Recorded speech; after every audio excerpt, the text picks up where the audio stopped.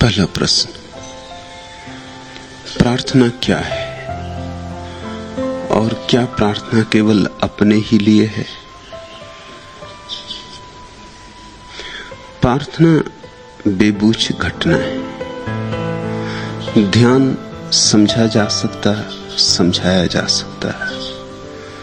प्रार्थना न तो समझाई जा सकती है न समझी जा सकती। समझ के हाथ प्रार्थना तक नहीं पहुंचते। विचार के पंख प्रार्थना के आकाश तक उड़ान नहीं भरते। बोली जा सके, कही जा सके ऐसी प्रार्थना वस्तु नहीं है। प्रार्थना है प्रेम, और प्रेम सदा से बेबूझ रहा है। प्रार्थना है हृदय का उद्गार, और हृदय के पास कोई तर्क नहीं। हृदय के पास वस्तुतः कोई भाषा भी नहीं। हृदय के पास मौन ही भाषा है। बोले कि प्रार्थना झूठ हुई। जिसे तुमने आज तक प्रार्थना समझा है वह प्रार्थना नहीं, वह तो वासना का ही रूप है। तुमने कुछ कहा, तुमने कुछ मांगा, वासना हुई। प्रार्थना चुप्पी के अतिरिक्त और कोई भाषा नहीं जानती। प्रार्थना है मौन में झुक जाना। प्रार्थना है समर्पण। प्रार्थना है इस बात की घोषणा कि मैं नहीं हूं, तू है। मैं नहीं हूं, परमात्मा है। प्रार्थना परमात्मा से कुछ मांग नहीं है, क्योंकि मांग में तो मैं मौजूद ही होता है। मैं न हो तो मांग किसकी, मांग कैसी? मैं ही मांगता है। मैं भिखारी है, भिखमंगा है। उसकी मांगों का कोई अंत नहीं है। जितना मिले उतना ही ज्यादा मांगता है। मांगता ही जीता है, मांगता ही मरता है। जहां मैं नहीं, मैं की मांग नहीं, वहीं तुम सम्राट हो गए। प्रार्थना सम्राट के हृदय से उठा हुआ स्वर है, मौन का स्वर, संगीत का स्वर। प्रार्थना एक लयबद्धता है जो तुम्हारे भीतर घटती है। उसी लयबद्धता में तुम झुक जाते हो और विराट की लयबद्धता के साथ एक हो जाते हो। तुम्हारी वीणा विराट की वीणा के संग साथ संगत देने लगती है, जुगलबंदी हो जाती है। तुम में और विराट की वीणा में जरा भी फासला नहीं रह जाता, भेद नहीं रह जाता, अंतराल नहीं रह जाता। तुम्हारे पैर परमात्मा के साथ पड़ने लगते। तुम उसके साथ नाचते हो, तुम उसके साथ मस्त होते हो, तुम उसके रस में डूबते हो। इसलिए मंदिरों में जो प्रार्थनाएं की जा रही हैं और मस्जिदों में और गिरजाघरों में, उन्हें मैं प्रार्थना नहीं कहता हूं। वे केवल प्रार्थना की प्रवंचनाएं हैं। प्रार्थना के नाम पर धोखा है। प्रार्थना के झूठे सिक्के हैं वे। असली सिक्का चुप होता है। कभी ऐसे क्षण तुम्हें आ जाते हैं जब तुम अवाक होते हो। वे प्रार्थना के क्षण हैं। उन अवाक क्षणों में तुम हिंदू नहीं होते और मुसलमान नहीं होते और ईसाई नहीं होते, सिर्फ अवाक होते हो। अवाकता कहीं हिंदू होती, मुसलमान होती, ईसाई होती। सुबह उगते हुए सूरज को देखकर या सफेद बगलों की कतार को उड़ते देखकर या हवा में तैरती हुई फूलों की गंध को अनुभव करके या रात आकाश को तारों से भरा देखकर अवाक नहीं हुए हो। वही प्रार्थना है। क्षण भर को निस्तब्ध नहीं हुए हो, वही प्रार्थना है। कोयल कुहू कुहू करके गीत गाने लगी है भर दोपहरी में। एक क्षण को तुम्हारे विचारों की श्रृंखला नहीं टूट गई? एक क्षण को तुम्हारी धड़कन नहीं रुक गई? उस कुहू कुहू ने एक क्षण को तुम्हें भर नहीं दिया है? आपूर आकंठ तुम्हें डुबा नहीं दिया है? जैसे बाढ़ आ गई हो किसी अज्ञात लोक से। वही प्रार्थना है। या किसी मनुष्य की आंखों में झांक कर और क्षण भर को देह भूल गई हो, अपनी भी और उसकी भी। किसी मित्र का हाथ हाथ में लेकर बैठे हो और वाणी खो गई हो, बोलने को शब्द ना मिलते हो, आंख से आंसू झरते हो। वही प्रार्थना है। तुम शायद सोचते होगे मैं तुम्हें कहूंगा कि रघुपति राघव राजा राम, यह प्रार्थना है कि अल्लाह ईश्वर तेरे नाम, यह प्रार्थना है। यह सब राजनीतियां हैं। इन सब के पीछे खेल है और गंदे खेल है।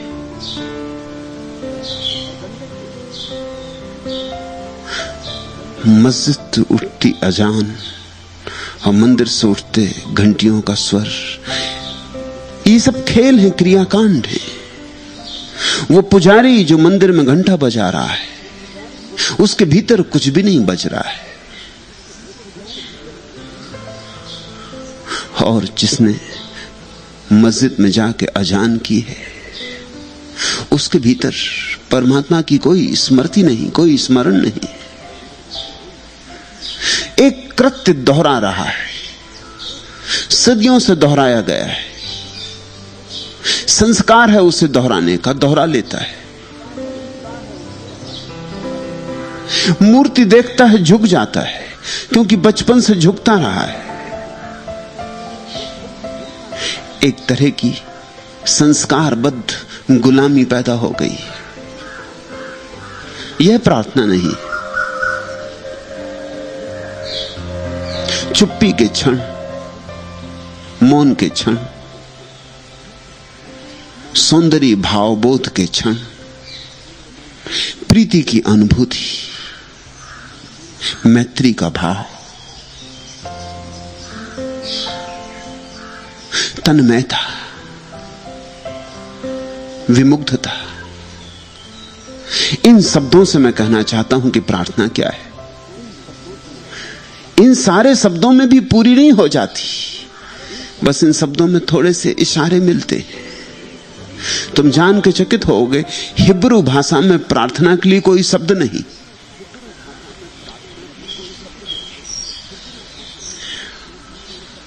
रो, हंसो, गाओ, नाचो, पुकारो, पर प्रार्थना के लिए कोई शब्द नहीं, क्योंकि प्रार्थना शब्दातीत है। हिब्रू भाषा ने सद्व्यवहार किया, प्रार्थना को कोई शब्द नहीं दिया।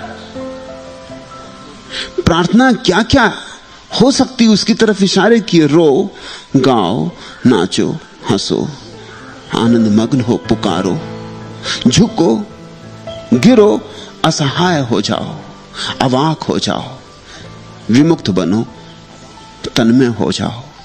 पर प्रार्थना के लिए कोई शब्द नहीं। इन सब में प्रार्थना चुक नहीं जाती, इन सब से सिर्फ इशारे होते। प्रार्थना इन सब से बड़ी है। प्रार्थना इतनी विराट है जितना विराट आकाश है। प्रार्थना उतनी ही बड़ी है जितना बड़ा परमात्मा है। प्रार्थना परमात्मा से छोटी नहीं है, क्योंकि प्रार्थना के क्षण में तुम परमात्मा के साथ एक हो जाते हो। प्रार्थना का क्षण सेतु है, जोड़ता है। तुम खो गए, भक्त नहीं बचता। जब भक्ति परिपूर्ण होती है, भक्त नहीं बचता। जब तक भक्त बचता है, तब तक भक्ति परिपूर्ण नहीं। सांडिल्य ने इसी को भक्ति के दो रूप कहा, एक को गौणी भक्ति कहा और एक को परा भक्ति कहा। जब तक भक्त बचता है, तब तक गौणी भक्ति, नाम मात्र को भक्ति, वस्तुता नहीं, कहने मात्र को भक्ति। भक्ति जैसी लगती है इसलिए भक्ति कहा, मगर भक्ति है नहीं। अभी भक्त मौजूद है, भक्ति कहां? जब भक्त खो गया, तब पराभक्ति, तब असली भक्ति। भगवान ही बचा।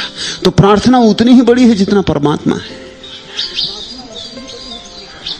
और तुम अगर प्रार्थना को समझना ही चाहो तो प्रार्थना करनी पड़ेगी, प्रार्थना होना पड़ेगा। मेरे समझाने से नहीं होगी बात।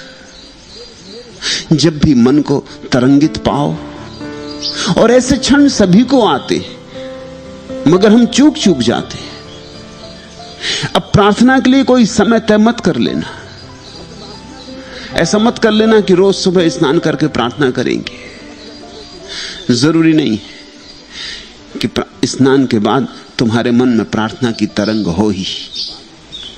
प्रार्थना को निर्धारित मत कर लेना।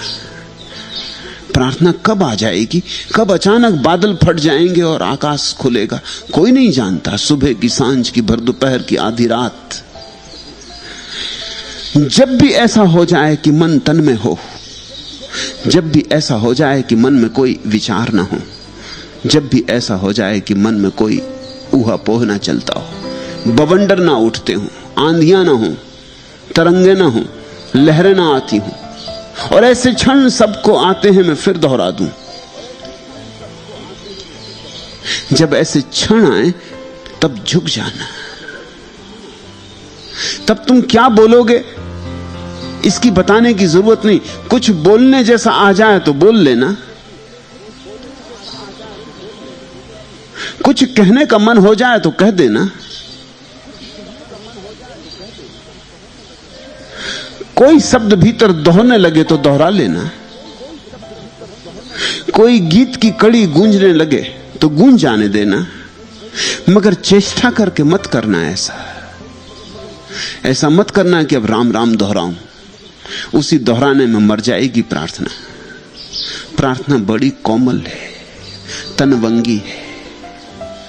ये राम राम का पत्थर तुमने पटका कि मर जाएगी।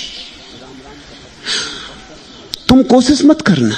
हां, भीतर से उठने लगे राम राम, अनायास हो जाए तो हो जाने देना, फिर ठीक है। अपने से जो हो ठीक है, किया जाए वही गलत है। प्रार्थना के जगत में ये नियम है, अपने से जो हो जाए। कभी कभी अनर्गल शब्द उठ सकते हैं। बच्चे जैसे, छोटे छोटे बच्चे कुछ भी शब्द पकड़ लेते हैं, दोहराए चले जाते हैं। कभी वैसा हो सकता है। प्रार्थना में तो निर्दोष बच्चे जैसा हो जाना है। या जैसे तुमने कभी शास्त्रीय संगीतकों को आलाप भरते देखा, वैसा आलाप पैदा हो सकता है जिसमें कोई शब्द भी नहीं है, सिर्फ स्वर है। या सब सन्नाटा हो सकता है। प्रार्थना बड़ी है, सबको समा लेती है, किसी एक घटना में सीमित नहीं है। कभी सन्नाटा हो जाएगा इतना कि हाथ पैर भी ना हिलेंगे, और कभी ऐसा हो जाएगा कि ऐसी ऊर्जा उतरेगी कि नाचे बिना नहीं चलेगा। फिर जैसा हो, कभी बुद्ध की तरह बैठना हो जाए तो बैठ जाना, कभी मीरा की तरह नाचना हो जाए तो नाच लेना। चेष्टा करके नाचना भी मत, चेष्टा करके बैठना भी मत। जब तक कृत्य है तब तक प्रार्थना नहीं, क्योंकि कृत्य में कर्ता है और कर्ता में अहंकार है। तुम सिर्फ खुल जाना। जैसे सुबह की हवा आती और फूल को नचा जाती, और सुबह का सूरज उगता है और फूल की पखड़ियां खिल जाती, बस ऐसे तुम उपलब्ध रहना। तुम परमात्मा कुछ करना चाहे तो होने देना, कुछ न करना चाहे तो चुपचाप जैसे हो वैसे ही रह जाना। जल्दी ही तुम्हें प्रार्थना का स्वाद लगने लगेगा। प्रार्थना स्वाद है, शब्द नहीं, विचार नहीं, प्रत्यय नहीं, सिद्धांत नहीं। प्रार्थना स्वाद है। तुम्हारे भीतर एक मिठास भर जाएगी, जैसे भीतर कोई मधु कलश फूट गया, रोए रोए में मस्ती आ गई, आंखें गुलाबी हो जाएंगी जैसे नशे में हो जाती, पैर कहीं के कहीं पड़ेंगे जैसे शराबी के पड़ते। इन क्षणों की प्रतीक्षा करो ये क्षण आते हैं, ये छोटे छोटे क्षण हैं, और अगर तुम पकड़ लो क्षण को तो क्षण बड़ा हो जाएगा। जैसे वसंत में सारे वृक्ष खिल जाते, ऐसे ही इन प्रार्थनाओं के क्षणों में हृदय के फूल खिलते। कठिनाई क्या हो गई है, हमने नियम बना लिए, हमने उपचार बना लिया है। रोज उठेंगे, स्नान करके प्रार्थना कर लेंगे, जैसे और कृत्य हैं, स्नान है, भोजन है, नाश्ता है, ऐसा प्रार्थना भी एक कृत्य। प्रार्थना ऐसी छोटी बात नहीं, प्रार्थना को तुम मुट्ठी में बंद ना कर सकोगे। आधी रात उठ सकती है, बिस्तर पे पड़े थे और उठाई तो बैठ जाना या पड़े रहना। सोचने विचारने में भी पड़ने की जरूरत नहीं है कि अब मैं क्या करूं, जो हो होने देना, सहज स्फूर्त, और तुम पराभक्ति को जल्दी ही जान लोगे। ऐसा मत सोचो कि परमात्मा ने तुम्हें छोड़ दिया है। परमात्मा अभी भी तुम्हारे द्वार पर दस्तक देता है। परमात्मा निराश नहीं हुआ है। परमात्मा अब भी तुम्हें तलाशता आता है, टटोलता आता है, मगर तुम्हें कभी घर पाता ही नहीं। तुम सदा कहीं गए होते हो, तुम वहां होते ही नहीं। परमात्मा के आने के क्षण प्रार्थना के क्षण, और परमात्मा सहज ही आता है, मगर वे क्षण बड़े छोटे छोटे। पकड़ लो उन्हें तो लंबे हो जाएंगे, जिंदगी पे फैल जाएंगे, धीरे धीरे बड़े होने लगेंगे, और एक घड़ी ऐसी आती कि 24 घंटे प्रार्थना में डूब जाते। उसी क्षण भक्त भगवान हो जाता है। मगर सहज स्फूर्तता पर, स्पॉन्टेनिटी पर मेरा जोर है। किसी धर्म की बंधी बंधाई प्रार्थना मत करना। जीसस से उनके शिष्यों ने एक दिन पूछा कि हमें समझाएं कि प्रार्थना क्या है, जैसा आज तुमने पूछा है। जीसस ने क्या किया पता है? जीसस वहीं घुटने टेक कर जमीन पर झुक गए। शिष्य तो खड़े रह गए कि ये क्या हो रहा है, और जीसस प्रार्थना करने लगे। वो भूल ही गए उन शिष्यों को, और भूल गए उस नगर को, भूल गए सड़क पर लोगों की भीड़ को। भीड़ खड़ी हो गई और जीसस भावमुग्ध आकाश की तरफ देखकर न मालूम किससे बातें करने लगे। प्रार्थना है उससे बातचीत जो दिखाई नहीं पड़ता। प्रार्थना है उससे बातचीत जिससे उत्तर कभी आता मालूम नहीं पड़ता। प्रार्थना है उससे बातचीत जो पता नहीं है भी या नहीं है। पागल मालूम पड़े होंगे जीसस, मगर उनकी आंख से आंसू बह जा रहे। उनकी मस्ती देखते बनती। उनके आसपास खड़े हुए लोगों पर भी थोड़ा रस छलका है। उन्हें भी कुछ द्वार खुलता सा दिखाई पड़ा है। एक सन्नाटा छा गया। बाजार में एक शून्य उतर आया। इसलिए तो मैं कहता हूं बाजार को छोड़ के मत भागो, बाजार में हिमालय को ले आना है। चुप्पी हो गई, और जब जीसस उठे तो रूपांतरित थे। उनके चेहरे पे एक आभा थी जो इस पृथ्वी की नहीं। और उन्होंने पूछा अपने शिष्यों से, समझे? शिष्यों ने कहा, क्या खाक समझे? हमने पूछा था प्रार्थना क्या है, आप तो प्रार्थना करने लगे, इससे हम क्या समझेंगे, समझाइए। जीसस ने कहा, और कोई उपाय नहीं है। मैंने प्रार्थना में होके बता दिया। तुम भी ऐसे ही प्रार्थना में हो जाओ। जानोगे तो ही जानोगे, कोई और ना जना सकेगा। इस परिवार में, इस गैरिक परिवार में हम यही कोशिश कर रहे हैं। यहां प्रार्थना चल रही है, नाच गान चल रहा है, इसमें सम्मिलित हो जाओ। पूछा पांची छोड़ो कि प्रार्थना क्या है। प्रार्थना चल रही है, उस रौ में बहो, उस धारे के साथ हो लो। जल्दी ही तुम डुबकी खाओगे। डुबकी खाओगे तो जानोगे। रस में भीगोगे तो जानोगे। और तुमने यह भी पूछा है कि क्या प्रार्थना केवल अपने ही लिए है? प्रार्थना तो होती ही तब है जब तुम नहीं होते, तो अपने लिए ही तो कैसे हो सकती है? बुद्ध ने कहा है, जो ध्यान, जो प्रार्थना अपने लिए हो वह झूठ हो गई, गलत हो गई, विकृत हो गई, जहरीली हो गई। प्रार्थना सदा समग्र के लिए है। वहीं तो भूल हो रही, तुम जब जाते हो मंदिर में अपने लिए कुछ मांग लेते हो, वहीं चूक हो रही। एक प्रसिद्ध ज़ेन फकीर हुआ नानेन, उसके पास एक व्यक्ति आता था, नानेन उसे प्रार्थना सिखाता था। प्रार्थना, बौद्धों की प्रार्थना में यह अनिवार्य हिस्सा है कि पहले प्रार्थना भाव गदगद हो जाओ और फिर कहो कि जो भी इस प्रार्थना में मुझे आनंद मिला है वह समस्त पृथ्वी पर फैल जाए, सभी दुखी जनों को मिल जाए, मेरे पास रुके नहीं, सब पर फैल जाए। यह बौद्ध प्रार्थना का अनिवार्य हिस्सा है, क्योंकि बुद्ध ने कहा ध्यान हो और करुणा में संपूर्ण न हो, करुणा में पूर्ण न हो तो ध्यान हुआ ही नहीं। इस आदमी ने, जो नानेन के पास आता था, इसने कहा और सब तो ठीक है, सारी पृथ्वी पर मैं अपने ध्यान की संपदा को बांट सकता हूं, लेकिन एक थोड़ी आज्ञा चाहता हूं कि मेरे पड़ोसी, ये मैं प्रार्थना नहीं कर सकता कि इसको मेरा आनंद मिल जाए,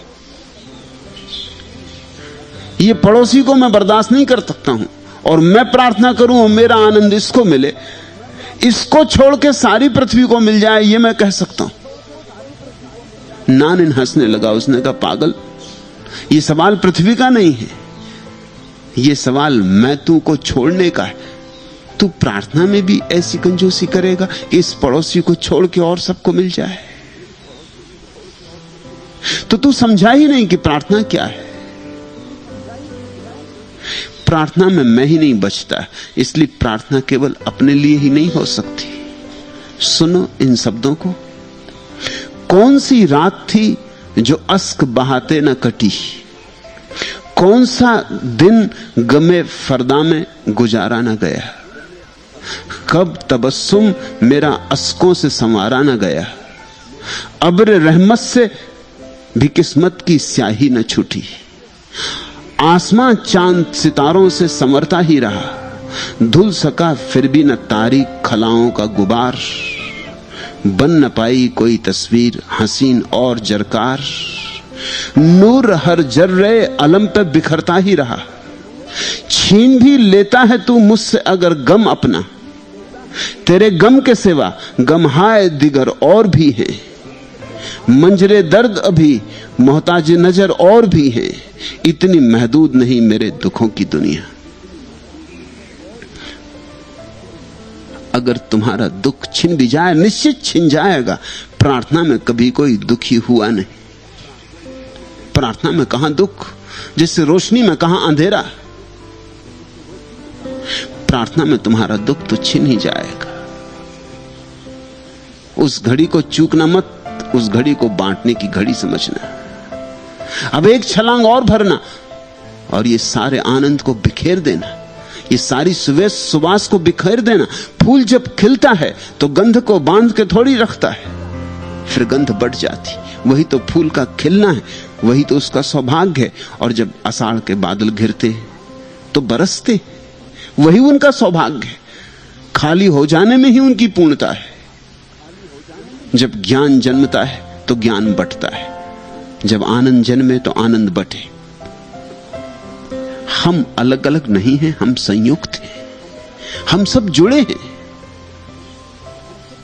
मैं तू के सारे भेद कल्पित हैं, झूठे। मंजरे दर्द अभी मोहताज नजर और भी हैं, अभी और भी दुखों के बहुत दृश्य हैं, और अभी बहुत हैं जो तेरे दर्शन के लिए दुखी हैं और प्यासे हैं और पीड़ित हैं। मंजरे दर्द अभी मोहताज नजर और भी हैं, इतनी महदूद नहीं मेरे दुखों की दुनिया। मेरे दुखों की दुनिया मुझ तक ही सीमित नहीं है, इतनी छोटी नहीं है, इतनी कृपण नहीं है। सबके दुख मेरे दुख हैं। प्रार्थना के क्षण में यह भाव तो उठेगा ही, मेरा दुख मिटा क्योंकि मैं मिटा। हे प्रभु, सबके दुख मिटे, सब मिट जाएं, सबके अहंकार गले, सब पिघल जाएं। जब तुम में स्वर्ग उतरने लगे तो तुम कंजूसी मत कर लेना। अगर कंजूसी की, स्वर्ग का गला घुट जाएगा। स्वर्ग बांटने से बढ़ता है, बचाने से घट जाता है। आनंद बांटने से बढ़ता है, रोक लेने से मर जाता है। आनंद को उड़ने देना, फैलने देना सुगंध की भांति, जाने देना दूर दिगंत तक। और तुम्हारी प्रार्थना रोज रोज घनी होगी और रोज रोज गहरी होगी, और जल्दी ही तुम पाओगे तुम्हारे बीच और परमात्मा के बीच जरा भी अंतराल नहीं रहा, जरा भी दूरी नहीं रही। तुम उसके हृदय के अंग हो गए, वह तुम्हारे हृदय का अंग हो गया है। दूसरा प्रश्न, अहंकार के पास भी कोई संजीवनी है क्या, जो कि मरते मरते भी जी जाता है, जाने कहां से, जाने कैसे, जाने क्यों। प्रताप, अहंकार के पास कोई संजीवनी नहीं है। न तो अहंकार जी सकता है, न मर सकता है। जीने मरने की भाषा अहंकार पर लगाना ही मत। अंधेरा कहीं जीता है, अंधेरा कहीं मरता है। अंधेरा होता ही नहीं तो जिएगा कैसे, मरेगा कैसे। अंधेरा अभाव है, ऐसी ही अहंकार अभाव है। तुमने परमात्मा को नहीं जाना, यही तुम्हें अहंकार को पैदा करने का कारण बन गया। अहंकार प्रतीति है परमात्मा की गैर मौजूदगी की। परमात्मा नहीं है इसलिए मैं हूं, ये मैं उठता रहेगा अगर तुम इसको गिराने की कोशिश करो, क्योंकि गिराने में भ्रांति बनी ही हुई है। तुमने ये बात नहीं देखी अभी तक कि अहंकार है ही नहीं। जब कोई पूछता है अहंकार को कैसे मिटाऊं, तो गलत प्रश्न पूछता है। पूछना चाहिए अहंकार को कैसे जानूं कि ये क्या है। गिराना, मिटाना तो लड़ना शुरू हो गया, और जो नहीं है उससे लड़ोगे तो हारोगे।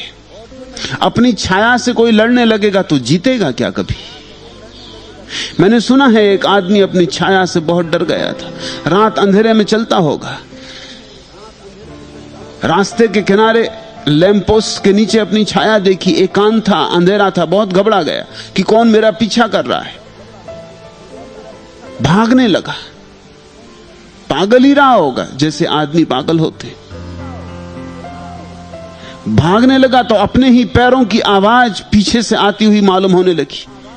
कभी एकांत में मरघट पे भागे हो तो अपने ही पैरों की आवाज ऐसी लगती है कि कोई पीछे आ रहा, किसी के पैरों की आवाज आ रही।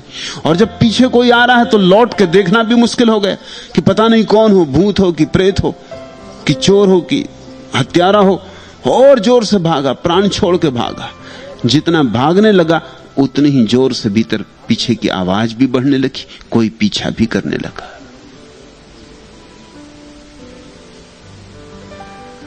इस तरह तो तुम मुश्किल में पड़े हो। जरा लौट के देखो, पीछे कोई भी नहीं है, अपनी ही छाया से भयभीत हो गए हो। और जिसे तुम मिटाने चले हो, पहले ये तो जान लो कि वो है भी या नहीं। नहीं तो तलवारें उठा के अगर छायाओं से लड़ने लगे तो खतरा यही है कि आज नहीं कल तलवारों से अपने ही हाथ पैर काट लोगे। छाया तो कटने से रही। और ये हो सकता है कि अपने हाथ पर काट के तुम्हें ये भी आनंद आए कि देखो छाया का एक हाथ काट दिया, कि देखो छाया का एक पैर काट दिया, लंगड़ी कर दी छाया। मगर छाया लंगड़ी नहीं हो रही, तुम लंगड़े हो गए हो। तुम्हारे त्यागी, व्रती और मुनि इसी तरह लंगड़े होकर बैठ गए, अपने को ही काट लिया। काटने अहंकार को चले थे, खुद को ही मुर्दा बना लिया, जड़ हो गए। जीवन की तरंग दिखाई पड़ती है तुम्हें तुम्हारे मुनियों में, तुम्हारे तपस्वियों में। मौत छाई हुई मालूम होती। क्या हो गया इन्हें? मस्ती कहां है? और जो ज्ञान नाचता ना हो, वह ज्ञान कैसा? अज्ञानी दुखी है, समझ में आता है। ज्ञानी क्यों दुखी है? अज्ञानी पीड़ित है, परेशान है, नरक में जी रहा है, समझ में आता है। मगर ये तुम्हारे ज्ञानी, ये अज्ञानी से भी ज्यादा पीड़ित और दुखी मालूम पड़ता। अज्ञानी कभी हंसता भी है, ये तो हंसते भी नहीं। अज्ञानी कभी थोड़ी मस्त चाल भी चल लेता है, क्षणभंगुर ही सही, लेकिन ये तो क्षण भर के लिए भी मस्त चाल नहीं चलते। ये पहाड़ ढो रहे हैं और ये लंगड़े हो गए, पक्षाघात इन्हें लग गया है, इन्होंने अपने ही हाथ पैर काट लिए, मगर ये मजा ले रहे हैं कि हाथ पैर काट के इन्होंने अहंकार को काट दिया, छाया को काट दिया। भूल के इस भ्रांति में मत पड़ना, छाया को काटने की जरूरत ही नहीं, इतना समझ लेना पर्याप्त है कि छाया छाया है। बस इस समझ में ही छाया का अंत हो गया, इस समझ में ही छाया की तुम पर जकड़ खो गई। तुम पूछते हो अहंकार के पास कोई संजीवनी है क्या? अहंकार के पास कोई संजीवनी नहीं है, लेकिन तुमने अहंकार को कभी आमने सामने करके देखा नहीं, बस यही उसका बल है। मूर्छा, तुम्हारी मूर्छा अहंकार का बल है, और तुम्हारी जागृति अहंकार की मृत्यु हो जाएगी। जाग के जरा देखो भी, किसे तुम अहंकार कह रहे हो? कभी आंख खोल के भीतर तलाशो कि अहंकार कहां है, और तुम नहीं पाओगे। कभी किसी ने नहीं पाया, मैंने खोजा और नहीं पाया, और जिन्होंने भी खोजा उन्होंने नहीं पाया। भीतर जाओगे, जरा तलाश करोगे, तुम चकित हो जाओगे। किससे भयभीत थे, किससे लड़ते थे? दुश्मन तो कहीं दिखाई नहीं पड़ता, लेकिन तुमने अहंकार तो खोजा नहीं। तुमने संतों की बातें सुन ली, साधु सत्संग तुमने कर लिया, तुमने वेद उपनिषद गीता कुरान पढ़ लिए, और उन सब में कहा गया है जब तक अहंकार समाप्त ना हो तब तक परमात्मा का अनुभव ना होगा। इन बातों को सुनकर तुम्हें लोग पकड़ा कि अहंकार को समाप्त करें। और ध्यान रखना, शास्त्रों में जो कहा है गलत नहीं कहा है, बिल्कुल ठीक कहा है कि जब तक अहंकार समाप्त ना हो तब तक परमात्मा का अनुभव नहीं होगा।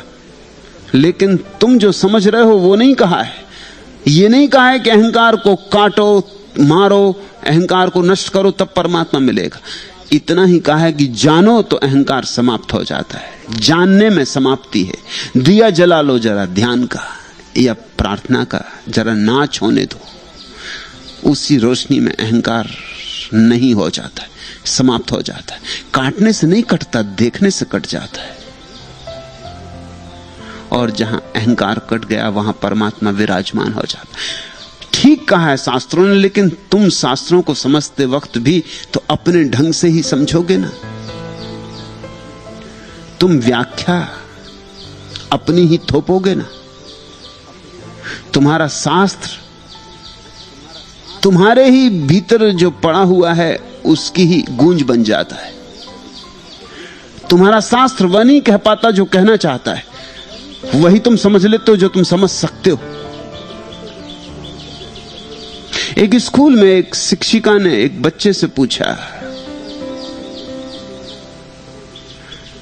समझाया बहुत उसने हाथी के संबंध में कि हाथी सबसे विशालकाय जानवर है। हाथी की कई कहानियां बताई, पंचतंत्र की पुरानी कहानी बताई कि एक बार सिंह को ये सनक सवार हुई कि जाके लोगों से पूछ लूं कि जंगल का राजा कौन है। शायद चुनाव हो रहा होगा आदमियों में, कहीं गांव से खबरें आ गई होंगी कि वहां चुनाव हो रहा है। उसको भी वहम पकड़ा होगा कि पता नहीं मुझे लोग राजा मानते हैं नहीं मानते हैं, जमाने बदल गए, अब राजा रहे नहीं। पूछ लूं एक बार, मत ले लूं जंगल के जानवरों का। उसने लोमड़ी से पूछा कि मैं राजा हूं या नहीं, कौन है राजा। लोमड़ी ने कहा आपको भी शक होने की बात है क्या, आप राजा हैं, सदा से राजा हैं, सदा राजा रहेंगे। ये पागल आदमियों की फिक्र छोड़ो, हम इस झंझट में नहीं पड़ते, हम लोकतंत्र इत्यादि में नहीं मानते। तुम राजाधिराज तुम महाराजा हो। और किसी से पूछा, और किसी से पूछा, और फिर हाथी से जाके पूछा कि गजराज तुम्हारा क्या ख्याल है, जंगल का सम्राट कौन है? हाथी ने सिंह को अपने सूंड में फंसाया और कोई 30 फीट दूर उठा के फेंक दिया। एक चट्टान से उसका सिर टकराया, जमीन से उठ के उसने धूल झाड़ी और हाथी से कहा कि यही भी खूब रही, अगर तुम्हें ठीक उत्तर मालूम नहीं तो कह देते। इतना नाराज हो जाने की क्या जरूरत थी? ये कहानी शिक्षिका ने बच्चों को सुनाई और फिर बच्चों से पूछा और भी कहानियां सुनाई, ये बात उनके मन में बिठाने को कि हाथी बड़ा शक्तिशाली। फिर एक छोटे से बच्चे से पूछा कि तू बता लालू कि सिंह किससे डरता है? उस बच्चे ने खड़े होकर कहा सिंहनी से। बच्चों की अपनी समझ है, वो देखता है कि हर आदमी स्त्री से डरता है, पिता मां से डरते,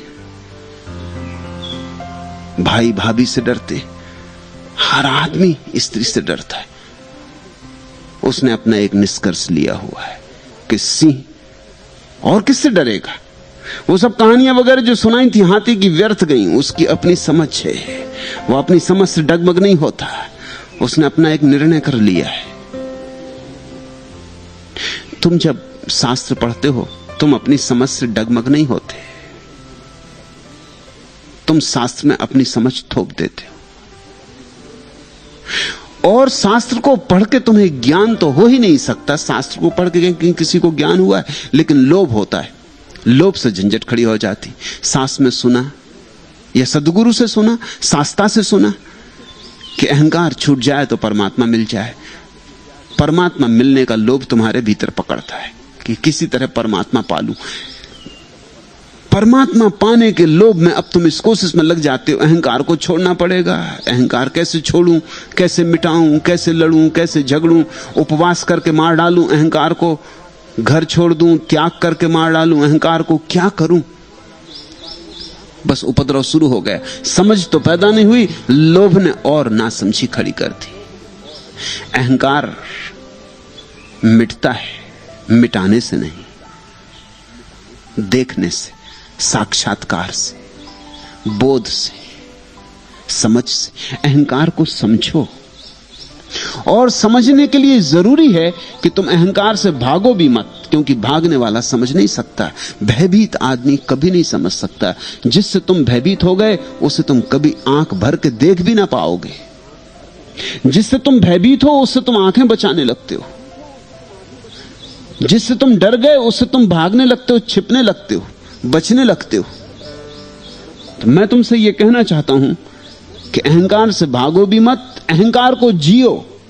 है अभी तो जियो, क्योंकि जीने से ही देखा जा सकेगा। छिपाओ मत, अनुभव करो। जहां जहां अहंकार सिर उठाता है उस सिर उठाने को जियो, झुटलाओ मत, ऊपर ऊपर से झुको मत। ये मत कहो कि मैं तो विनम्र आदमी हूं, भीतर अहंकार सिर उठा रहा है, उसकी तरफ पीठ किए खड़े हो ताकि दिखाई नहीं पड़ेगा, न दिखाई पड़ेगा न पता चलेगा। इस तरह भूल भूल के एक दिन समाप्त हो जाएगा। ये शुतुरमुर्गी न्याय काम नहीं करेगा। कहते हैं शुतुरमुर्ग का दुश्मन जब उस पर हमला करता है तो रेत में सिर गपा के खड़ा हो जाता है। उसका तर्क यह है कि न दिखाई पड़ेगा दुश्मन न होगा, जो दिखाई पड़ता है वही है, जो दिखाई नहीं पड़ता वह कैसे हो सकता है।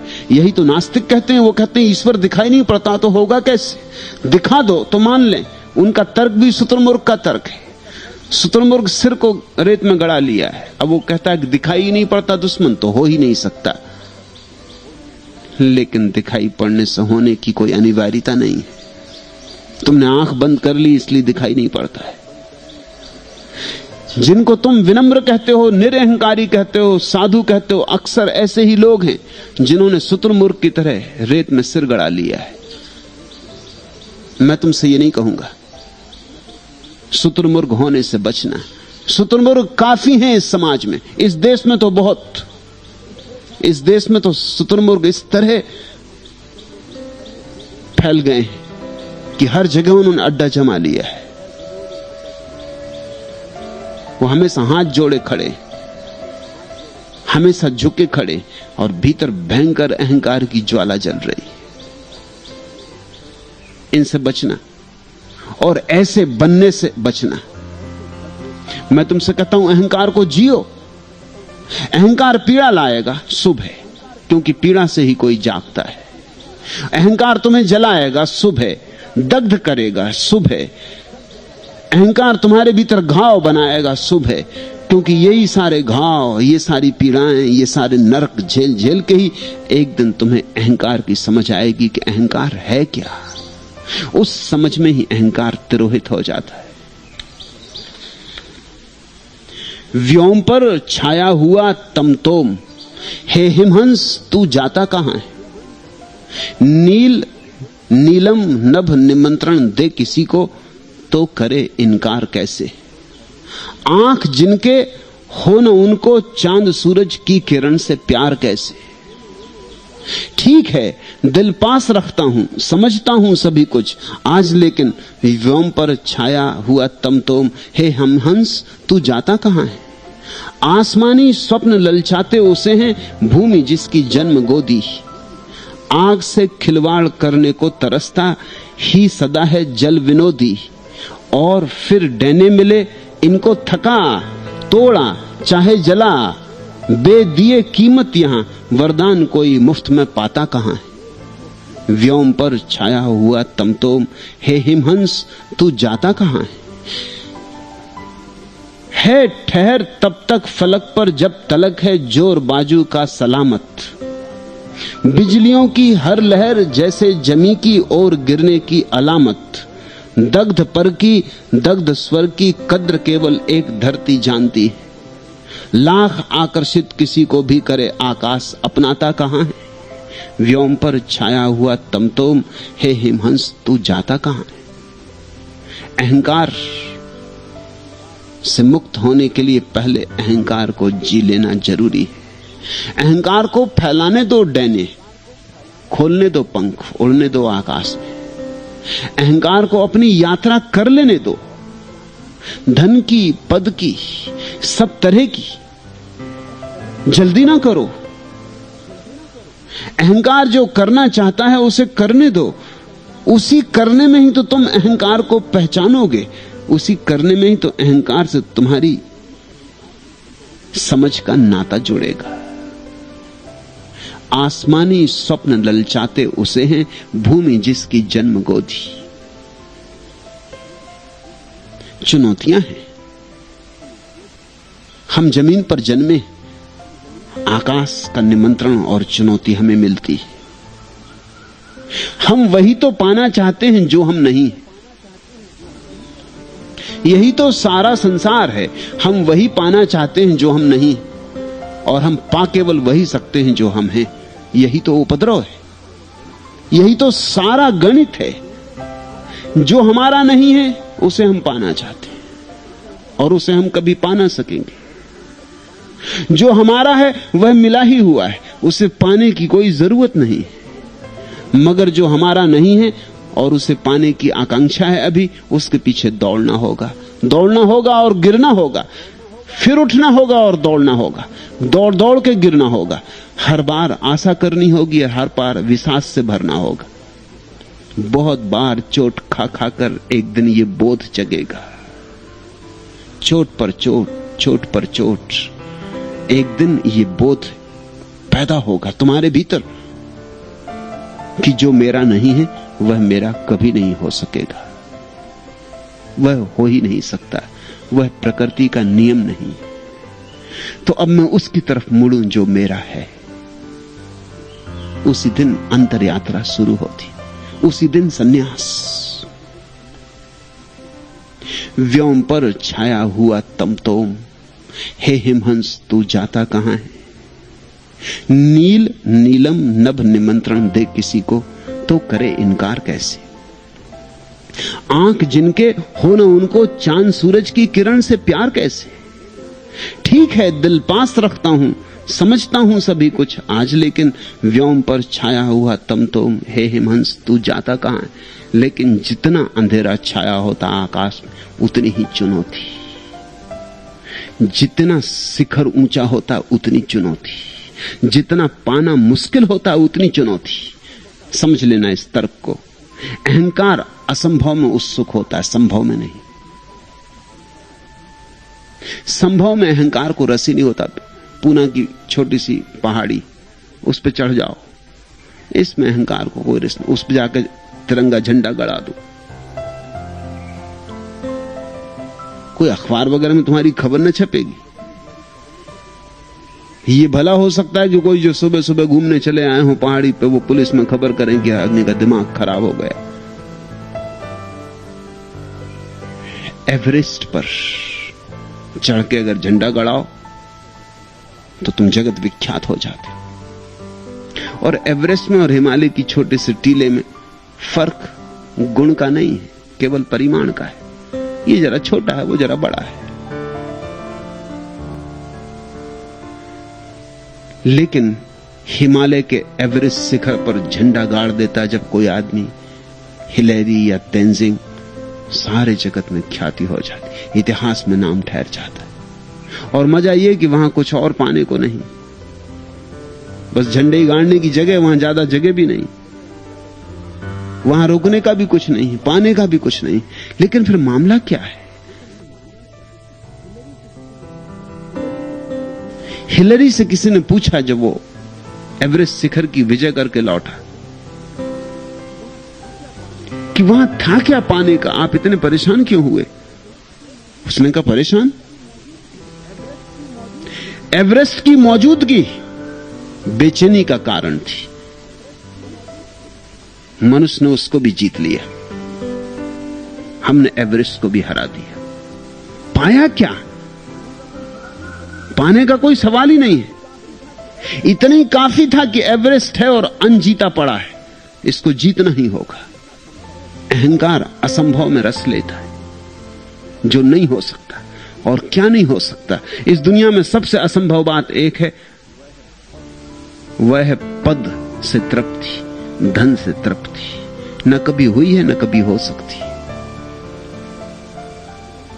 सारे बुद्धों का जीवन कह रहा है नहीं हुई, और सारे सिकंदरों का जीवन भी कह रहा है कि नहीं हुई।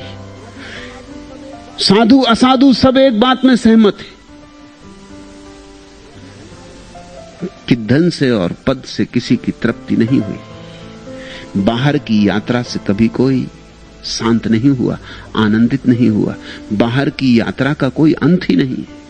चलो और चलो और गिरो और गिरो और मर जाओ।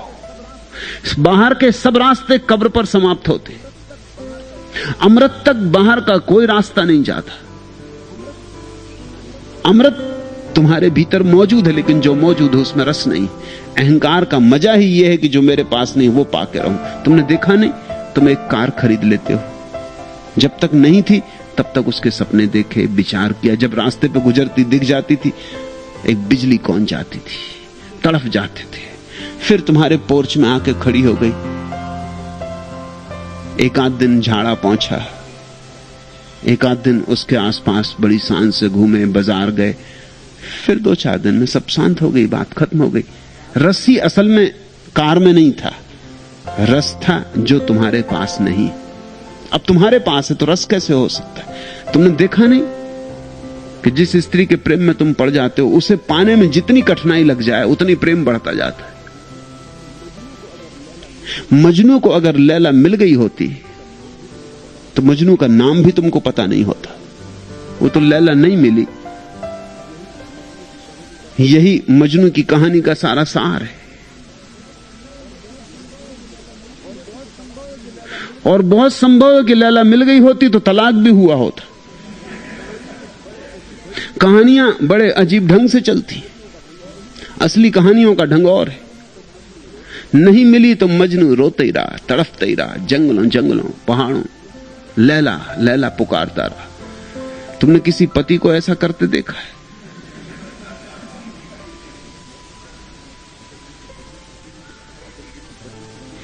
अगर किसी पति से पूछो तो शायद उसने 20 साल से पत्नी का चेहरा ठीक से देखा भी नहीं।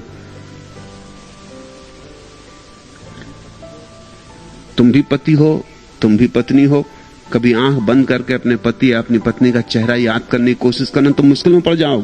फिल्म अभिनेत्रियों के चेहरे याद आएंगे, मगर अपनी पत्नी का चेहरा याद नहीं आएगा कि कैसा है।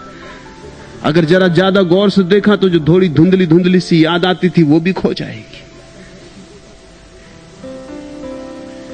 जो मिल जाता है उसमें रस खो जाता है। रस ही हमारा उसमें है जो हमारे पास नहीं।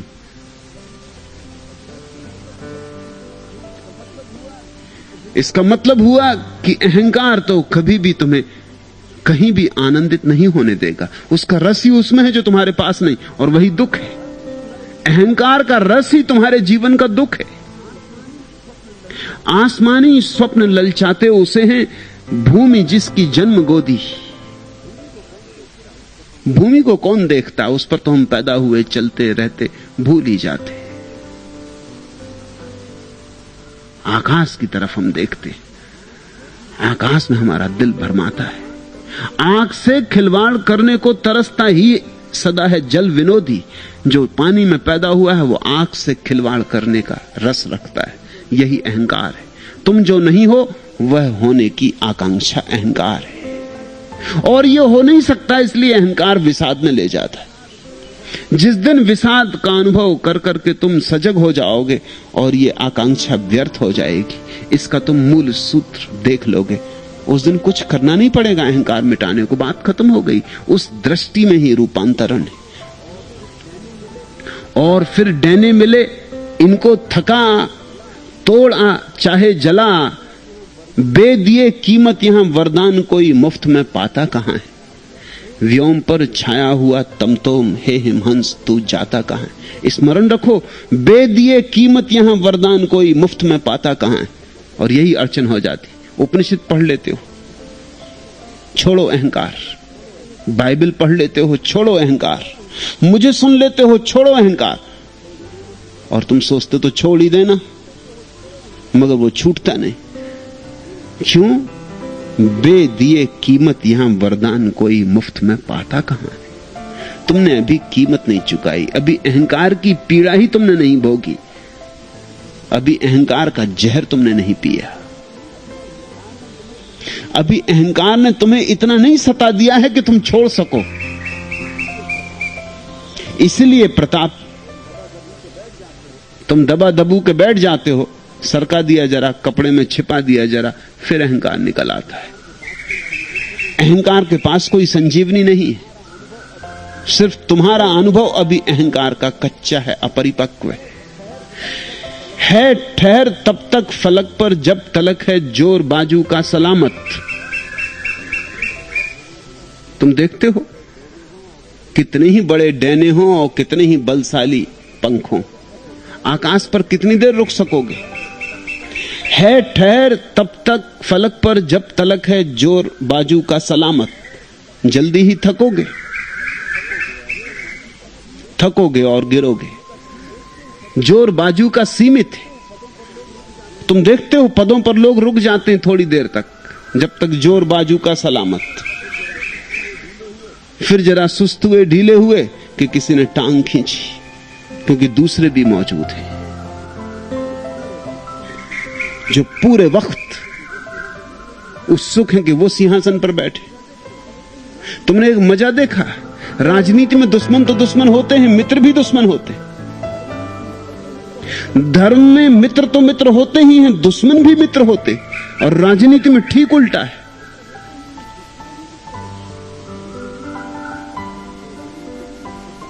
जो राजनीतिक पद पे पहुंच जाता उसका कोई मित्र नहीं बचता, उसके सब शत्रु होते, क्योंकि अब उसकी ही वजह से मित्र आगे नहीं बढ़ पा रहे हैं, अटक गए।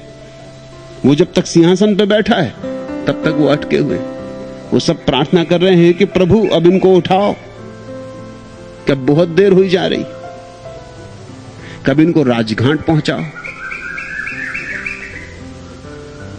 कि हम शाही जलसा करेंगे।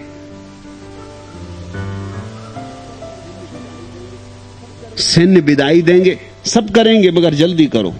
बहुत देर हुई जा रही है। राजनीति में कोई मित्र हो नहीं सकता, वहां तो गला घोंट प्रतियोगिता है, और ये सारा जगत राजनीति है। मेरे देखे अहंकार का फैलाव राजनीति है, और अहंकार की समझ से जो मुक्ति फलित होती है वही धर्म है। बस दुनिया में दो ही खेल है, एक अहंकार का खेल है और एक बोध का।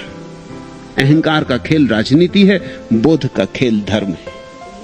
अहंकार का खेल सिर्फ दुख में ले जाता है, पीड़ा में, तुम्हें भी और दूसरों को भी, और धर्म का खेल तुम्हें भी आनंद में ले जाता है और दूसरों को भी। है ठहर तब तलक फलक पर जब तलक है जोर बाजू का सलामत, बिजलियों की हर लहर तेरे जमी की ओर गिरने की अलामत, और जल्दी बिजली की हर लहर कहेगी कि अब गिरा, अब गिरा, तब गिरा। दग्ध पर की दग्ध स्वर की कद्र केवल एक धरती जानती है, अपनी भूमि में वापस लौट आना होगा, अपने में ही गिर जाना होगा। लाख आकर्षित किसी को भी करे आकाश, अपनाता कहां है। व्योम पर छाया हुआ तमतोम, हे हिमहंस तू जाता कहां। लेकिन जाना पड़ेगा, दूसरों से यह ज्ञान उधार नहीं लिया जा सकता है। कहते हैं ना, दूध का जला छाछ भी फूंक फूंक कर पीता है, लेकिन दूध से जले तब ना। तो तुम दूध से भी जले नहीं, यही तुम्हारी अड़चन है। तुम अपने अहंकार को छिपाओ मत, दबाओ मत, जियो, भयभीत मत हो। इस जगत में कुछ भी मुफ्त नहीं मिलता है। इस जगत में हर चीज के लिए कीमत चुकानी ही पड़ती है, और अहंकार से मुक्त होने की एक ही कीमत है, अहंकार का नरक जीना पड़ेगा।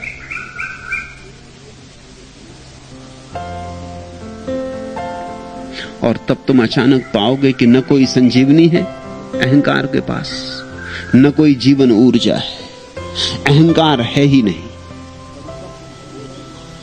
परिपक्व बोध में, अनुभव में अहंकार अपने आप गिर जाता है।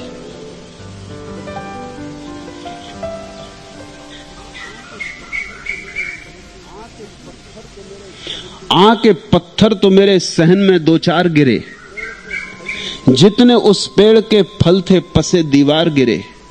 मुझे गिरना है तो मैं अपने ही कदमों में गिरूं, जिस तरह साया ए दीवार पर दीवार गिरे।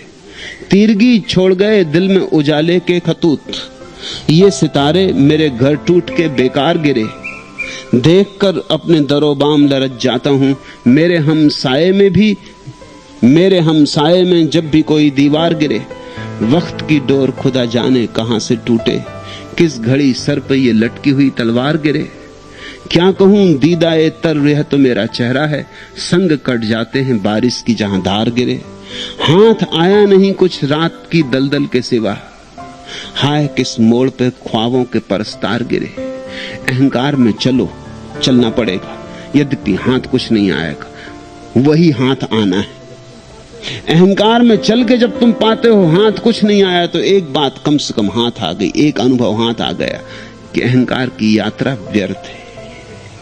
हाथ आया नहीं कुछ रात की दलदल के सिवा, हाय किस मोड़ पे ख्वाबों के परस्तार गिरे। अहंकार सिर्फ सपने देखना जानता है, और आज नहीं कल सब सपने गिर जाते हैं। जिस दिन तुम्हारे सपने सब गिर जाते हैं, मेरे कहने से नहीं, तुम्हारे जीवंत अनुभव से, उसी दिन अहंकार से मुक्ति है।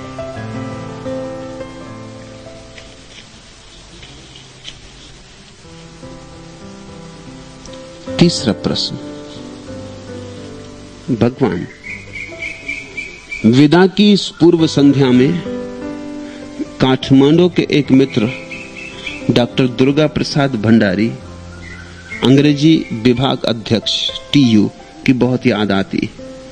पूना से किसी नए मित्र के सन्यास लेकर लौटने पर वे आनंद से नाचते, आपके विरोध में बोलने वाले से हाथापाई पर उतर आते, पर जब कभी आपके पास आने का अवसर आता है तो उन्हें बड़ी घबराहट होने लगती।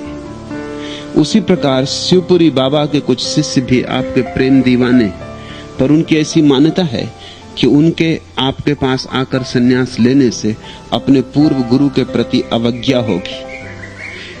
ऐसे अनेक मित्र नेपाल में हैं जो आपके प्रति गहरे भाव से भरे, पर आपके पास आने से बचते रहते। भगवान, प्रेम के साथ इतना गहरा भय क्यों जुड़ा होता है? प्रेम का अर्थ ही होता है तुम्हें अपना अहंकार छोड़ना होगा, वही भय। प्रेम का अर्थ होता है कि तुम्हें मरना होगा, वही भय। प्रेम मृत्यु है और पुनर्जन्म भी, लेकिन मृत्यु पहले है, पुनर्जन्म पीछे है। सूली पहले है, सिंहासन पीछे है। सूली की आड़ में सिंहासन छिपा है। तो जो भी मेरे प्रति प्रेम से भरेंगे वो भयभीत भी होंगे, वो आने से डरेंगे भी, क्योंकि अगर आए तो फिर लौटना नहीं होगा, आए तो फिर लौटना नहीं हो सकता है, फिर मेरे साथ डुबकी लेनी ही पड़ेगी। फिर जिंदगी का क्या रंग होगा, क्या ढंग होगा, कौन जाने। सबने एक तरह की जिंदगी बना ली, एक तरह की व्यवस्था खड़ी कर ली, एक तरह की सुरक्षा। मुझसे संबंध जुड़ा तो सब अस्त व्यस्त होगा, अराजकता हो जाएगी। इससे भय होता है, भय स्वाभाविक है। भय इसी बात का सबूत है कि सच में ही मेरे प्रति प्रेम जगा है। जो मेरे पास बिना भय के आ जाता है वो इसलिए आ पाता है कि या तो इतना साहसी है कि भय के बावजूद आ जाता है, या प्रेम ही नहीं है, इसलिए भय का कोई कारण ही नहीं, मजे से आ जाता है। जैसे और जगह जाता है ऐसे यहां भी आ जाता है। तुम पूछते हो डॉक्टर दुर्गा प्रसाद भंडारी आने में डरते क्यों हैं? और इतना प्रेम उन्हें है कि जब कोई सन्यास लेकर लौटता है काठमांडू तो वे नाचते हैं आनंद में, और मेरे खिलाफ कोई कुछ बोलता है तो हाथापाई पे उतर आते। पर यहां आने का अवसर आता है तो घबरा जाते और आने से बच जाते। उनसे जाके कहना कि अब बचने का कोई उपाय नहीं, वे यहां नहीं आए लेकिन मैं वहां पहुंच गया हूं। थोड़ी देर अबेर कर सकते हो, मुझे चुनने में वे देर लगा रहे हो, मैंने उन्हें चुन लिया है। थोड़ी बहुत देर से कुछ फर्क नहीं पड़ेगा। अच्छा यही होगा, अब देर करना व्यर्थ है। यह सन्यास का पागलपन होकर ही रहेगा। उनसे कहना मन तो रंग ही गया है, अब तन भी रंग डालो। और भय स्वाभाविक है, मगर एक बार आ जाएंगे तो भय चला जाएगा। सूली की आड़ में सिंहासन है, उनको कह देना। सन्यास में पहले तो मृत्यु घटती, शिष्य अपने को मिटने की घोषणा करता है। सन्यास और क्या है? इस बात की घोषणा है शिष्य की तरफ से कि अब से मैं नहीं, अब से गुरु की आज्ञा होगी। अब से गुरु के चरण चिन्ह मार्ग के सूचक होंगे। अब अगर मेरा मन कुछ कहेगा तो मैं नहीं सुनूंगा, अगर वो गुरु के विपरीत जाता होगा। अब एक ही सुनने की उपाय रह गया, वो गुरु है। अपने से ज्यादा मूल्यवान किसी को बना लेने का अर्थ होता है गुरु की तलाश। अपने को इंकार किया जा सकता है लेकिन गुरु को इंकार नहीं किया जा सकता। इसलिए हिम्मतवर, साहसी और जुआरी ही शिष्य हो पाते। उनसे कहना एक बार आ जाओ, मैं राह देखता हूं। आना तो पड़ेगा ही, जितनी देर करोगे उतना समय व्यर्थ गया, उतना पीछे पछताओगे। क्योंकि जो यहां आके डुबकी लगा लेते हैं वो फिर मुझसे कहते हैं कि अब हमें भरोसा नहीं आता कि हम इतनी देर तक आए क्यों नहीं, इतनी देर तक हम डूबे क्यों नहीं, इतनी देर तक हम अपने आप को रोके कैसे रहे। बस इतना उनसे कह देना और उनसे कहना कि तुम्हें सिंहासन भी पीछे छिपा दिखाई पड़ रहा है, थोड़ी हिम्मत जुटाओ। बस यहां आ जाओ, बाकी काम अपने से हो जाएगा। और जो मित्र सोचते हैं कि शिवपुरी बाबा के शिष्य हैं और मेरे प्रेम में भी दीवाने हो रहे हैं, अब उन्हें भय है कि संन्यास लेने से कहीं पूर्व गुरु के प्रति अवज्ञा न हो जाए। मैं जो काम कर रहा हूं वो वही है जो शिवपुरी बाबा का काम था। वो अगर मेरे प्रेम में दीवाने हो सके हैं तो सिर्फ इसीलिए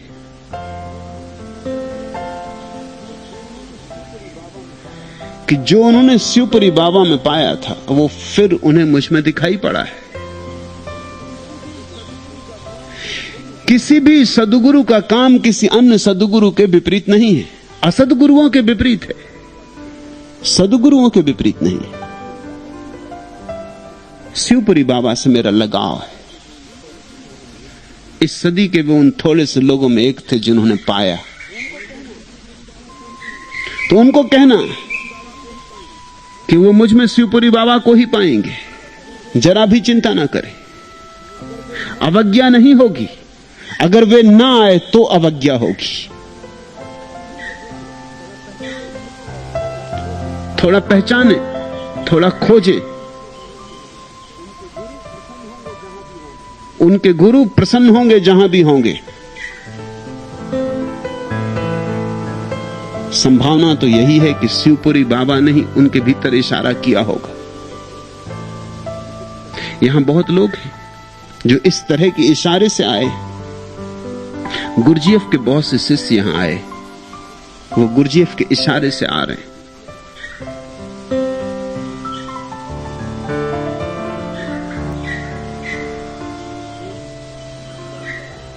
ज़ेन परंपरा को मानने वाले बहुत से लोग आ रहे हैं, वो भी ऐसे ही इशारों से आ रहे हैं। जिनका इस जन्म में या किसी और जन्म में कभी किसी सद्गुरु से साथ रहा है, वो आ ही जाएंगे। उनका रुकना तर्कयुक्त मालूम होता है, लेकिन उसमें बहुत गहरी समझ नहीं है। वो शिवपुरी बाबा से ही पूछ लें अपनी प्रार्थना में। और मैं उनसे कहता हूं कि शिवपुरी बाबा को स्वीकार होगा, न केवल स्वीकार होगा बल्कि शिवपुरी बाबा आनंदित होंगे। यहां जो मैं काम कर रहा हूं वही काम है, और बड़े विराट पैमाने पर, जो शिवपुरी बाबा करना चाहते थे और नहीं संभव हो सका। समय पका नहीं था, अब समय पक गया है।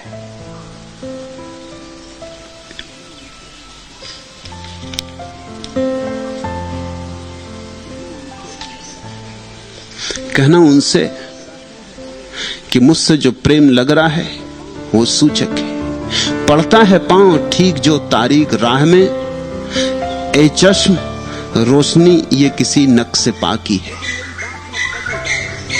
वो जो मेरी बात में पगे जा रहे हैं, रस विमुग्ध हो रहे हैं, वो सिर्फ इसीलिए कि उन्होंने पहले किसी और रोशन व्यक्ति को जाना और देखा था।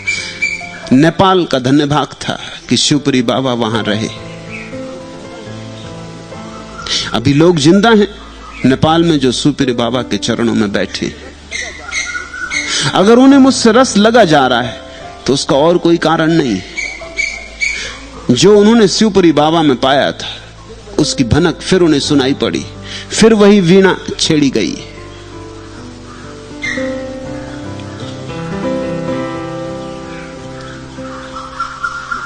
उनसे कहना मैं प्रतीक्षा करता हूं।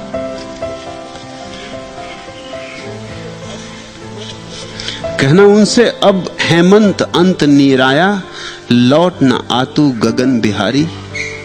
खोल उषा का द्वार झांकती बाहर फिर किरणों की जाली। अंबर की डौड़ी पर अटकी रहती फिर संध्या की लाली। राह तुझे देने को कटते छटते हटते नभ के बादल। अब हेमंत अंत नीराया, लौट न आतू गगन बिहारी।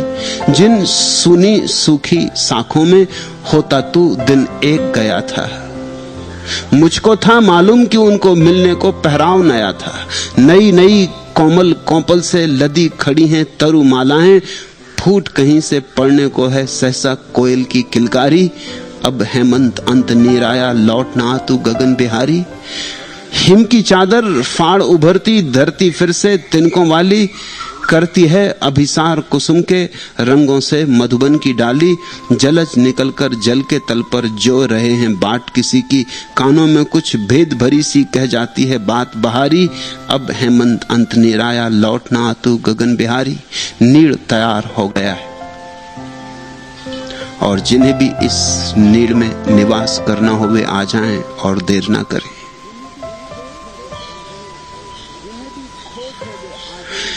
जिन्हें भी खोज है वे आ जाएं और प्रतीक्षा ना करें। प्रतीक्षा महंगी पड़ सकती। चौथा प्रश्न, भगवान अब तैयार हूं। तारीख 13 अप्रैल को मेरा 61वां जन्मदिन है। आपके चरणों में संन्यास्त होने के लिए आ गिरूंगा। 1 साल से करीब दफ्तर भी नहीं जाता। बच्चों को कारोबार सौंप दिया है। गत वर्ष में ही ले लेता था संन्यास, लेकिन रुक गया इस भय से कि बच्चे ठीक से कारोबार चलाएंगे या नहीं। आपकी कृपा से सब ठीक चल रहा है। अब आपके सानिध्य में पूना में ही ठहरना चाहता हूँ। आप ही मेरे शेष जीवन के एकमात्र आधार, सद्गुरु और इष्ट देव हो। मेरी ध्यान में कोई गति हो रही है ऐसा महसूस नहीं होता। लगता है कि चिदाकाश में कोई रंगों की मिलावट होती है और मिटती है। कुछ विचार के बादल आते हैं और जाते हैं और कुछ भी नहीं होता। समर्पण तो आपको कर चुका हूं। आप जो कहें वही मेरा कर्तव्य, वही मेरा काम। आज्ञा की प्रतीक्षा में। पूछा है साधु आनंद चित्त ने। मैं तो रोज ही प्रतीक्षा कर रहा था कि कब आओ।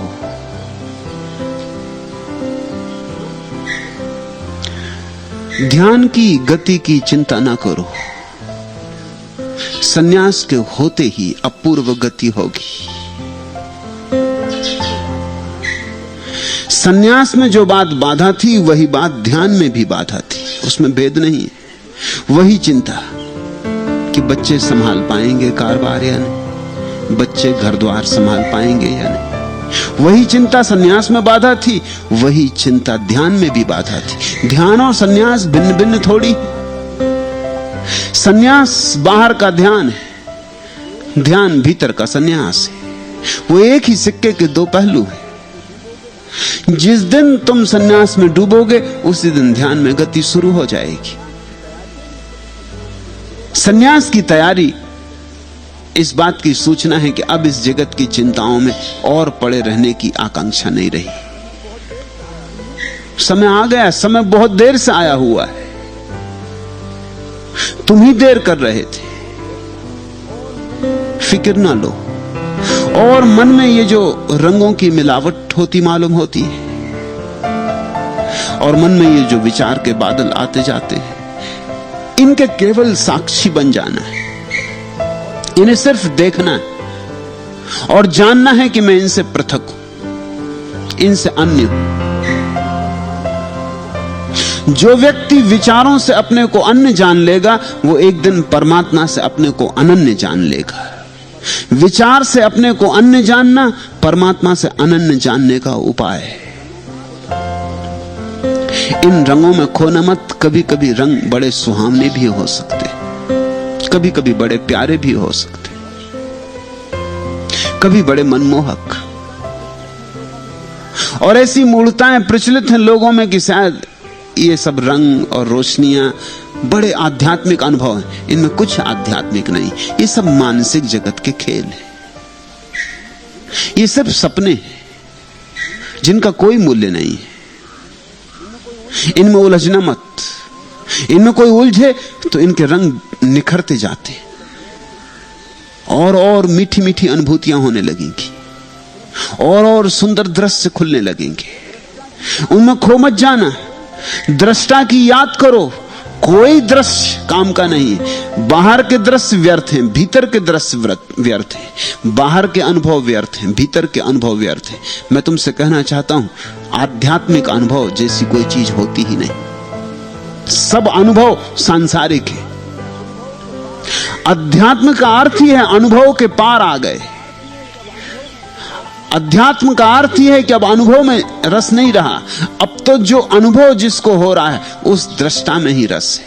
जिस दिन सब दृश्य खो जाते हैं, सब अनुभव खो जाते हैं और दृष्टा अकेला रह जाता है, उस दशा को कैवल्य कहा है। वही दशा समाधि की है। यहां सन्यास के माध्यम से उसी दशा की यात्रा चल रही है। बस ऐसा करो कि जल्दी 13 अप्रैल आ जाए।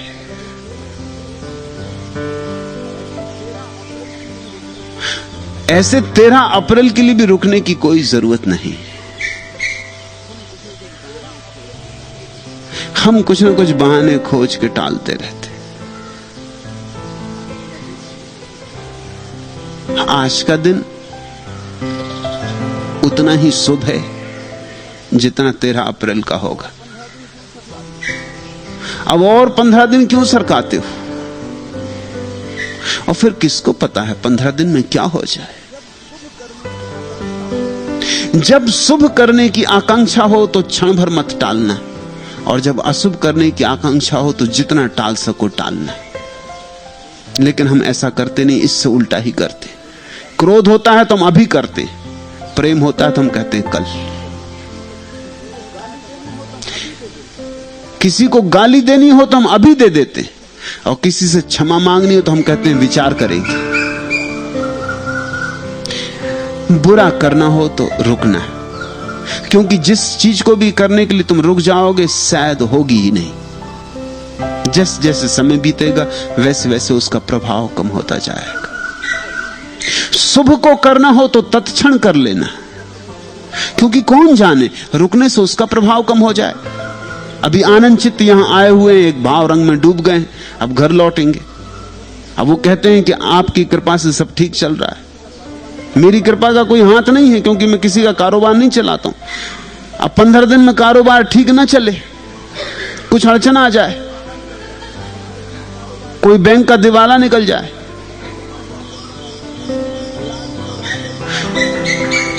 कोई आदमी उधार ले जाए लौटाए ना, 1000 झंझटें हो सकती।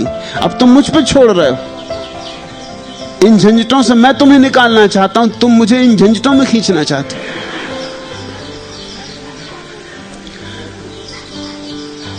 15 दिन में बहुत कुछ हो सकता है, सब कुछ हो सकता है। 15 दिन में सारी दुनिया उल्टी सीधी हो सकती। 15 सेकंड का भरोसा मत करो। और अब पुराने जन्मदिन से क्या लेना देना? सन्यास नया जन्मदिन होगा, असली जन्मदिन होगा। 61 साल पहले तुम्हारी देह जन्मी थी। मैं तुम्हारी आत्मा को जन्म देने को तैयार हूं। तुम कहते हो 15 दिन रुको।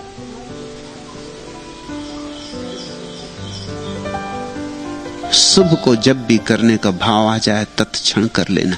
आदमी का मन बड़ा कमजोर है। मार्क ट्वेन ने अपने संस्मरणों में लिखा है कि मैं एक दिन चर्च में गया और चर्च के पुरोहित ने जो प्रवचन दिया अद्भुत था। 10 मिनट सुनने के बाद मुझे ऐसा लगा ऐसा मैंने कभी सुना नहीं। जेब में मैंने टटोल कर देखा तो $100 का नोट था। मन में भाव आया कि $100 आज दान कर जाऊंगा। कभी चर्च को दान भी नहीं दिया था, मगर उस दिन बड़ा भाव उठा। वो वाणी ऐसी थी। फिर आधा घंटा सुनने के बाद उसे लगा कि इतना $100 देने जैसा नहीं। $100 बहुत होते, कोई मुफ्त नहीं आते। 1000 तरह के विचार उठे। असल में $100 देने के ख्याल के कारण प्रवचन सुनना बंद ही हो गया। वो दूसरी बातों में लग गया कि $100 मजाक है, समझा क्या है। इसलिए वो प्रवचन से उसका तारतम्य भी टूट गया।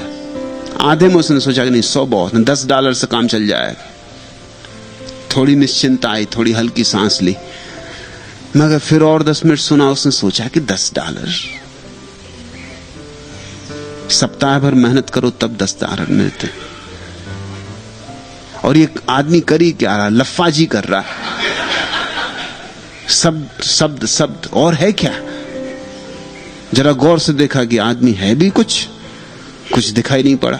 वो $10 के कारण दिखाई भी ना पड़े। क्योंकि अगर दिखाई पड़े तो $10 देना पड़ेंगे। तो सोचा कि $1 बहुत है, दुनिया में कोई ऐसा देता है।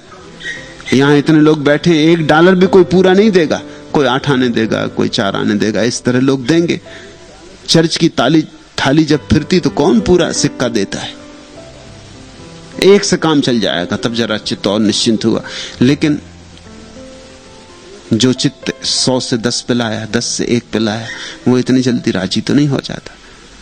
प्रवचन पूरे होते होते उसने सोचा कि मैंने किसी से कहा तो है नहीं कि 1 दूंगा ही। ये तो मेरे भीतर की बात है, ये तो मेरी तरंग थी, कोई जबरदस्ती कि देना ही पड़ेगा।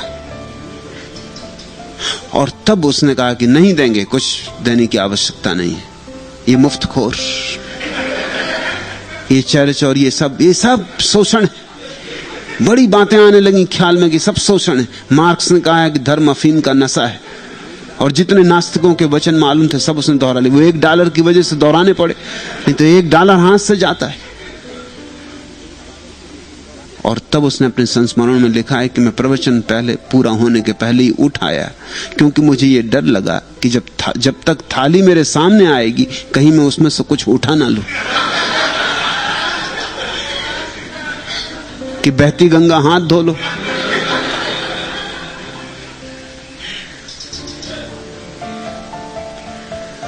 ऐसा आदमी का मन है, ऐसा हम सबका मन है। मन का ये स्वभाव है। मन तुम्हें उन सब बातों की तरफ जाने से रोकता है जहां मन को खतरा है। सन्यास में खतरा है, ध्यान में खतरा है, क्योंकि ये मन की आत्महत्याएं हैं, ये मन के पार जाने के उपाय। तो मैं तो कहूंगा आनंद चित्त, रुको मत। कहां की 13 अप्रैल, 1 अप्रैल के बाद लोग बुद्धू होना शुरू हो जाते। 1 अप्रैल को हालत खराब हो जाती, 13 तक तो 13 गुनी हो जाती। तुम अप्रैल के पहले ही निपटा लो।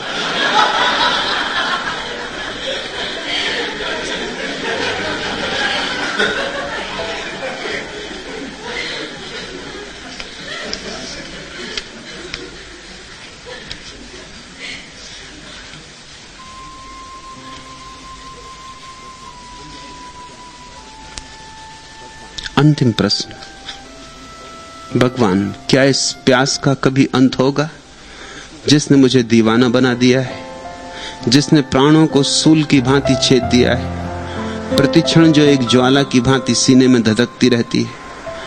आह, किसे मैं अपने हृदय की बात बताऊं? इस भीड़ भरी दुनिया में मैं एकदम अजनबी और नितांत अकेला हूं। कब उठेगा उस अज्ञात रहस्य के द्वार से वह पर्दा? उस द्वार पर कोई पर्दा नहीं, पर्दा तुम्हारी आंख पर है। उस द्वार पर पर्दा है, यह तुम्हारी मन की भ्रांति और मन की तरकीब है, क्योंकि फिर तुम्हारे हाथ के बाहर बात हो गई। उसके द्वार पे पर्दा है, अब जब वो उठाएगा तब उठेगा, तुम्हारे किए तो कुछ हो नहीं सकता। इस भांति तुमने अपने को बचा लिया। मैं तुमसे कहना चाहता हूं, मैं तुम्हें बचने की कोई जगह नहीं देना चाहता, तुम्हें बचने का कोई उपाय नहीं बचने देना चाहता। मैं तुमसे कहता हूं तुम्हारी आंख पे पर्दा है। सूरज तो निकला है, तुम आंख बंद किए खड़े हो। अब तुम कहते हो कि हे प्रभु कब सूरज पे से पर्दा उठेगा? पर्दा ही नहीं है तो उठेगा कैसे? और चूंकि पर्दा है ही नहीं, उठेगा नहीं, तुम बैठे राह देखते रहोगे कि पर्दा उठे तो हम सूरज को देखें। और जरा सी पलक उठाने की बात है, पर्दा मर्दा कहीं भी नहीं, पलक ही पर्दा है। ये तुम्हारी आंख पर जो पलक है यही पर्दा है। तो पहले तो ये स्मरण कर लो कि परमात्मा छिपा नहीं है, परमात्मा प्रकट है। तुम छिपे हो, तुम घूंघट डाले बैठे हो। हटाओ घूंघट, घूंघट के पट खोल।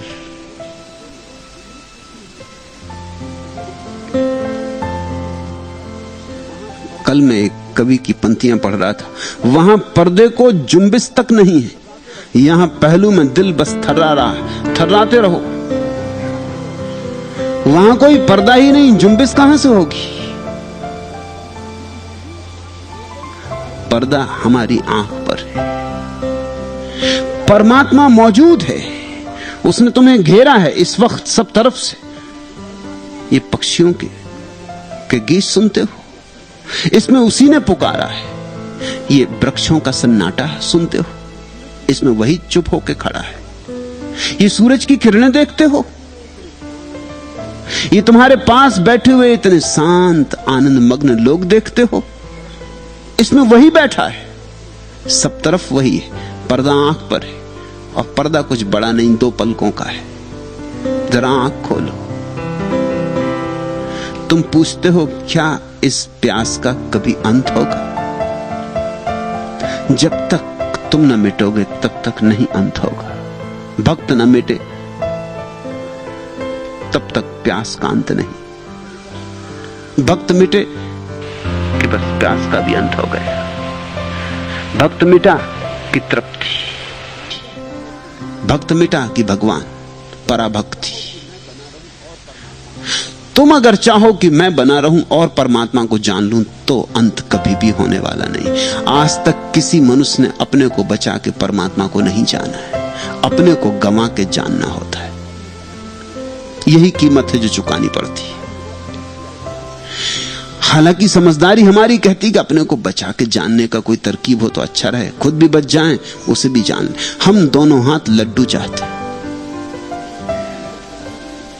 ये नहीं हो सकता है, यह नियम के अनुकूल नहीं है। तुम मिटो तो परमात्मा हो। प्यास तो तुम जरूर मिटाना चाहते हो, मगर प्यासे को नहीं मिटाना चाहते। तुम कहते हो प्यासी मिट गया, फिर सार क्या? फिर प्यास मिटी कि नहीं मिटी हमें पता कैसे चलेगा? हम ही मिट गए, फिर परमात्मा मिला तो मिलने में मजा ही क्या? तुम कहते हो हम भी रहें और तू भी रहे, कुछ ऐसा कर, फिर नहीं हो पाता। प्रेम गली अति सांकरी, तामे दो न समाए। क्या इस प्यास का कभी अंत होगा? तुम जिस दिन समाप्त होगे उसी दिन इसका अंत हो जाएगा। जिसने मुझे दीवाना बना दिया है, जिसने प्राणों को सूल की भांति छेद दिया है, प्रतिक्षण जो एक ज्वाला की भांति सीने में धधकती रहती, क्या इस प्यास का कभी अंत होगा? तुम्हारे अंत के साथ ही ये बीमारी ऐसी है कि बीमार मरेगा तो मिटेगी। इस संबंध में ठीक से समझ लेना। आमतौर से जब हमारी बीमारी होती है तो हम बीमार को बचाते हैं और बीमारी को मिटाते हैं। ये बीमारी साधारण बीमारी नहीं है, ये तो बीमार ही मरेगा तो ही जाएगी। ये तो ठीक से समझो, तो बीमार का होना ही बीमारी है। ये बीमार से अलग बीमारी नहीं है, बीमार ही बीमारी है। तुम जाओ, तुम विदा हो जाओ, तुम अस्त हो जाओ। तुम्हारे अस्त होते ही परमात्मा प्रकट हो जाएगा, सूर्योदय हो जाएगा। तुम जब तक रहोगे तब तक पीड़ा, तब तक ये कांटा चुभेगा, बुरी तरह चुभेगा। और इतना पक्का है कि तुम्हारे भीतर प्यास गहरी हो रही है और अग्नि भभकेगी और ज्वाला लपटेगी और तुम जलोगे। और मेरा सारा उपाय यहां यही है कि तुम्हारी प्यास को भड़का दूं, इतना भड़का दूं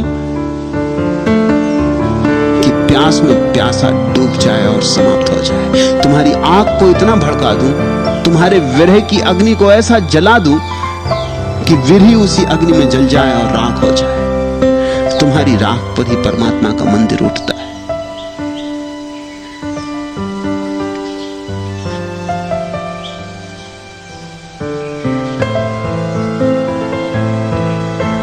यह प्यास बुझ सकती है, यह ज्वाला भी शांत हो सकती है। इस विरह का अंत है, मिलन होता है। मिलन के लिए हम सब तलाश कर रहे हैं, कोई ठीक ढंग से, कोई गलत ढंग से। और जो अंतिम भूल है वह तुम्हें स्मरण दिला दूं। अंतिम भूल यही है कि खोजी अपने को बचाना चाहता है। कबीर ने कहा, हेरत हेरत हे सखी रया कबीर हिराई। जब कबीर खोजते खोजते खो गए,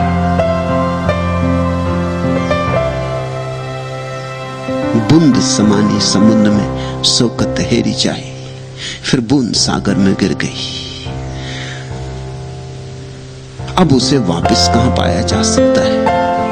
जिस दिन तुम परमात्मा को पालोगे फिर अपने को वापस न पा सकोगे। बूंद समानी समुद्र में सोकत हेरी जाए।